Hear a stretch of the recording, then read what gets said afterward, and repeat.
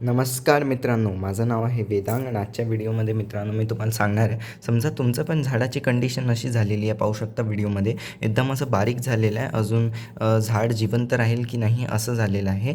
तर मित्रांनो आजच्या व्हिडिओमध्ये मी तुम्हाला सांगणार आहे की याला ठीक कसं करायचं आहे. सगळ्यात पहिले मित्रांनो, जसं तुम्ही इंडोरमध्ये ठेवलं असेल, सगळ्यात पहिला पॉईंट नक्की लक्षात ठेवायचा की अशा प्लेट असेल हे तुम्हाला हटवून द्यायचे आहे. अजून समजा याच्यात पाणी जमा असेल तर तशा ठेवू शकता, पण एक काळजी नक्की घ्यायची आहे की प्लेटमध्ये पाणी नाही जमा राहिलं पाहिजे. हे सगळ्यात पहिला पॉईंट हा एकदा चेक करून घ्यायचा आहे. समजा प्लेटमध्ये झाडं असतील तर, प्लेटमध्ये नसतील तर काही गरज नाही. मग पुढचा पॉईंट आहे मित्रांनो, तुमचं जे झाड आहे ते तुम्हाला इंडोर शिफ्ट करून द्यायचं आहे, डायरेक्ट सनलाईटमध्ये ठेवायचं नाही आहे. जसं तुम्हाला माहीत आहे की ऊन खूप जास्त आहे मित्रांनो, तर याचे पानं जळू शकतात आणि तुम्ही म्हणजे पाहू शकतात तशी कमीच पानं आहे. समजा ही पानं जळून गेले तर झाड म्हणजे मरू शकते. तर तुम्हाला एक नक्की काळजी घ्यायची की डायरेक्ट सनलाईटमध्ये नाही ठेवायचं आहे, शेड एरियाजमध्ये ठेवा मित्रांनो. ग्रीन नेटचा वापर करा किंवा मित्रांनो याला सिंपल तुम्ही इंडोअरमध्ये शिफ्ट करून द्या. पुढचा पॉईंट काय करायचा, ही जी माती पाहू शकता मित्रांनो वरची, ही सगळी माती काढून घ्यायची आहे.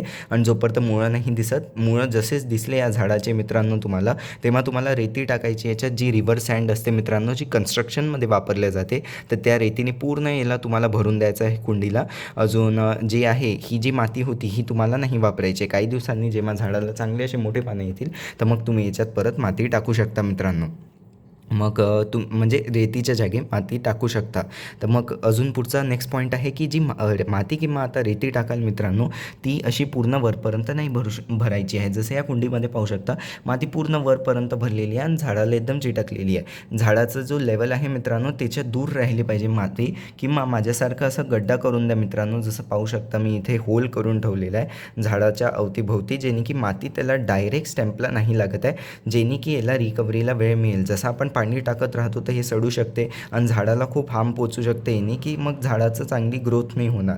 म्हणून मातीचा लेवल मित्रांनो एकदम खूप वरपर्यंत नाही ठेवायचा आहे, खाली ठेवायला याचा लेवल, म्हणजे झाडाची स्टेम जास्तीत जास्त बाहेर असली पाहिजे. झाडाची जी फांदी असते ना ती जास्तीत जास्त बाहेर असली पाहिजे. हा पॉईंट नक्की लक्षात ठेवायचा आहे. पुढचा आहे मित्रांनो, कोणतेही रासायनिक केमिकल खतं तुम्हाला अजिबात वापरायची नाही, कारण झाड पहिले स्ट्रेसमध्ये आहे, तर त्याला रासायनिक खतं कोणतेही नाही टाकायचे आहे. पुढचा आहे की वॉटरिंगचा. तर झाडाला पाणी कसं द्यायचं, झाडाला ही पाणी द्याल मित्रांनो, अजिबात ओव्हर वॉटरिंग नाही करायची. हा पण नक्की लक्षात ठेवायचा आहे. आणि पाणी मित्रांनो थोड्या दिवसातनंच टाकायचं आहे, 4-5 दिवसातनं एकदाच पाणी द्यायचं आहे आणि थोडं थोडं द्यायचं आहे स्प्रे बॉटलनी, किंवा असं थोडंसं शिंपडायचं आहे पाणी मित्रांनो. असं भरभरून अजिबात पाणी नाही द्यायचं आहे. झाड पहिलेच लहान आहे तर तो तसंही जास्त पाणी ॲब्झॉर्ब नाही करत आहे, आणि त्याच्यात म्हणजे पानच नसले तर फोटोसिंथेसिस नाही होत, जेणे की मित्रांनो हे जे पाणी असते ते बाहेरच नाही पडणार झाडाच्या.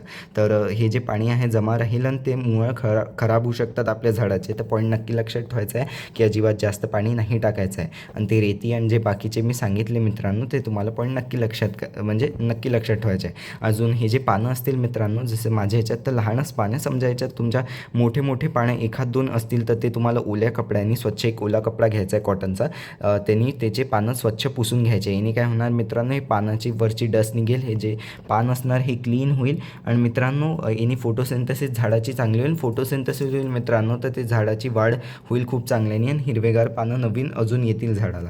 तर हाही पॉईंट नक्की लक्षात ठेवायचा आहे. मग खतं कोणते टाकू शकता, खतं तुम्ही लिक्विड फर्टिलायझर सध्यासाठी झाडाला टाकू शकता. मी चॅनलवर व्हिडिओ बनवून ठेवला आहे, मी तुम्हाला प्लेलिस्टची लिंक एंड स्क्रीनवर देऊन देईल. किंवा मित्रांनो किचन वेस्ट कंपोस्ट किंवा गांडूळ खत टाकू शकता. शेणखत थोडंच कमी वापरायला पाहिजे उन्हाळ्यामध्ये.